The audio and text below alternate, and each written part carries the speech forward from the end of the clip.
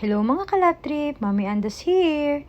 So for today's video po ay ipapakita ko sa inyo yung isa sa pinagkakaabalahan at ginagawa ko po pag wala kaming deliver or biyahe ni Daddy Gilbert.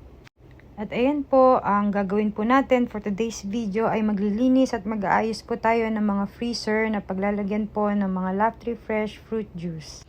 Ayan, kung makikita nyo po ang ating freezer ay punong-puno po at napakakapal na po ng yelo kaya kailangan na pong linisin. Ilalabas ko po muna yung mga Love3 Fresh Fruit Juice na laman ng freezer bago ko po siya tuluyang linisin. At ayan po, kailangan po tiktikin mabuti yung mga makakapal na yelo, tiyagaan lang po talaga. Pero kailangan po maingat din kasi bawal nga po matusok yung pinaka-silver, yung mga gilid na yan kasi possible po na masira na yung freezer once na matusok po yung mga gilid. So ayan po, tiyagaan lang po talaga yung paglilinis dahil nga po naglalagay tayo ng mga tube ice sa ating mga Love3 Fresh Fruit Juice. Kaya naman po yan, hindi po maiwasan talagang kumapal yung yelo. At ayan po, matagal po talagang tiktikin yung mga yelo niyan hanggang sa ayan po, makakuha na ng tuluyan yung mga tipak-tipak ng yelo. At kaya rin po namin nilalagyan yan ng mga sako sa ilalim para mas madali pang matanggal yung yelo. Pagka yan, namuuna po mabuti. Ayan, isa rin po yan sa umuubos ng oras, yung pagtatanggal po ng yelo kasi nga po sobrang kapal na and napakalaki na po ng mga yelong namuo.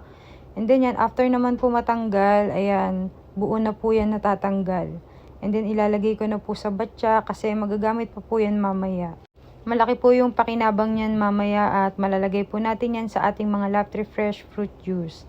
And then ayan po, yung mga natirang yelo naman po is sasalukin ko naman po ng tabo at ilalagay din po ulit sa batya para po magamit pa mamaya.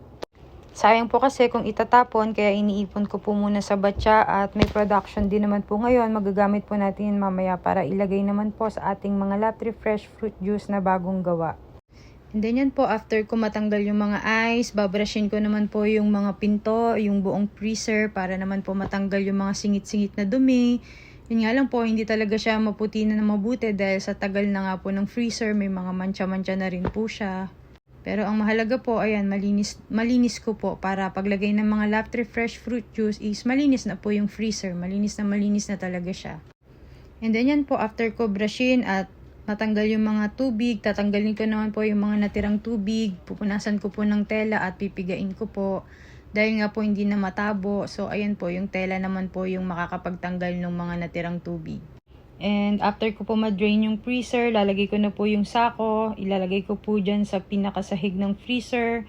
Para naman po yung mga ilalagay kong Love3 Fresh Fruit Juice is hindi dumikit yung mga plastic sa ilalim. Yan po, maganda po kasi pag may sako, pag maglilinis, sasama na po yung mga tipak-tipak na yelo. And paglalagay naman po yung juice, hindi po masyadong didikit yung mga plastic. And then yan po, after ko mailagay yung sako, hakutin ko na nga po yung mga Love3 Fresh Fruit Juice na tinanggal natin kanina bago tayo maglinis ng freezer. So ayan po, unti-unti ko po siyang ibabalik at aayusin sa loob ng freezer at ilalagay ko lang po siya sa kabilang side. Palatandaan po na malalamig na po yung mga yan. And then after ko po ilagay yung mga Love3 Fresh Fruit Juice, ilalabas ko naman po yung mga bagong production ng mga Love3 Fresh Fruit Juice din. At lalagyan ko po ng mga stickers per bottle. Ayan po, nilabas ko na po siya at dyan na po ako nag-sticker kasi okay lang naman po sa labas lagyan ng sticker kasi nakaseal naman na po yung mga Love3 Fresh Fruit Juice. So hindi na po siya makakontaminate. Makakasikip lang po kasi ako sa loob ng production pag dun pa po ako nag-stickers and ayan po, mas maganda po dito sa labas na lang para diretso na po sa freezer ilagay. Kailangan po kasi mailagay agad sa freezer after ng production para maiwasan po yung pagkapanis ng juice at ma-maintain po yung freshness niya. And then yan po, after ko sticker yung per batch na ginagawa po ng ating production staff at ilalagay ko naman po sa freezer. Ayan po, isa-isa ko po siyang ilalagay sa freezer, aayusin ko po sa loob, isasalansan ko po mabuti para ma-maximize po yung loob ng freezer. Dapat po kasi magkasya yung 1,200 bottles po ng Love3 Fresh Fruit Calamansi Juice dyan. So, kailangan po maayos po yung pagkakasalansan ko dyan. Ayan po, inaayos ko na po para po magkasya yung lahat ng ipoproduction ng ating production staff. At ayan po, habang abalang-abalangin yung Mami Anda, may isang bata pong nangulit at tumatakbo pa nga po kami at gusto niya pong bumili sa tindahan kaya pinagbigyan ko po saglit.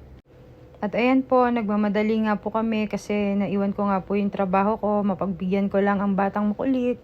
So ayan po, namili na po siya, gusto niya raw po ng ice cream. At ayan, bumili nga po siya ng ice cream at dala niya pa yung kanyang maliit na manika. At ayan po, after po namin bumili ng ice cream, umuwi na rin po kami kaagad at masayang masaya nga po si Shaq. So ganyan lang naman po si Shaq, pag may hiniling siya or hiningi, pinagbibigyan po talaga namin siya ni Daddy Gilbert para hindi po siya ma-reject. Kahit anong kaabalahan po namin at sobrang pagod is hindi po talaga namin siya tinatanggihan kung ano yung gusto niya. Kasi minsan lang naman po siya maging bata, kaya yun po, pinagbibigyan na po namin siya. Para maramdaman niya rin sa kabila ng kaabalahan namin is may time din talaga kami para sa kanya. Kasi pag lumaki na po si Shaq, hindi na rin po siya ganyan. Kaya habang bata, ayan po, pagbigyan na. And then yan po, pag napuno ko na po yung freezer, ilalagay ko na nga po yung ice na nakuha natin sa freezer kanina. Kaya po inipon ko kanina yung mga ice na nakuha ko sa freezer kasi magagamit nga po.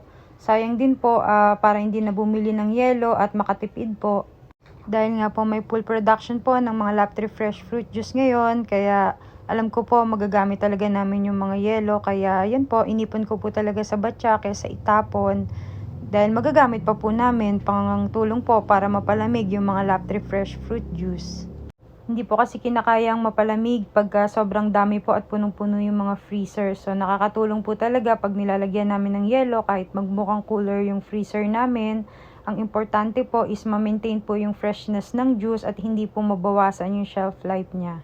So kaya po ganyan yung ginagawa namin. Nilalagyan pa po namin ng mga ice. Yung ibabaw po pagkalagay po sa mga freezer ng mga Laptree Fresh Fruit Juice na bagong gawa po. Para safe na safe po at ma-maintain po yung freshness ng ating mga Laptree Fresh Fruit Juice.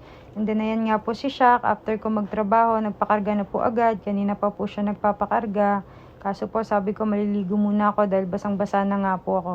Kaya ayan po, after ko maligo, nagpakarga agad siya. Hindi niya talaga nakakalimutan pag nangangako ka sa kanya. Lalo po yung karga. Lagi talaga siyang nagpapakarga, lambing niya. Kaya po kahit gaano ako kapagod, kinakarga ko talaga siya. So, thank you for watching mga kalap trip. God bless to all. Bye-bye!